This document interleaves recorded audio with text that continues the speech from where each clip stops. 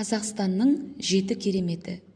Әрбір халық өз жерінде пайда болған адамзат мәдениетінің асыл да бағалы құндылықтарына жататын ескерткіштерді түгендеп, ардақтауы тиіс. Қазақ жерінде де әлемге танымал ғажайыптардан кем түспейтін кереметтер бар.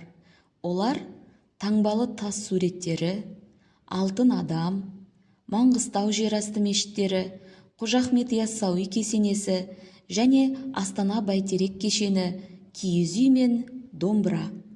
Таңбалы тас суреттері қазақ жерін мекендеген қауымның барша таным түсінігінен хабар беретін аса көрнекті археологиялық ескерткіш. Алтын адам әлемге әйгілі сақ тайпалар өмір сүрген кезең мен олардың әдет-ғұрыптары, мәдениетін көрсететін тарихи мұра. Есік қорғаннан табылған олжа бүгінде әлемге әйгілі.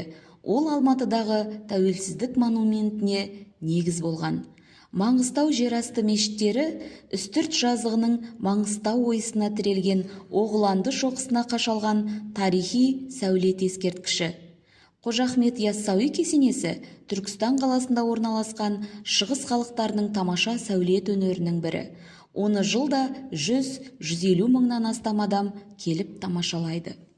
Астана бәйтерек кешені Есіл өзенінің жағасындағы Қазақстанның астанасы Астана қаласында орналасқан заманауи монумент. Ол елорданың ең көрнекті ғимараты.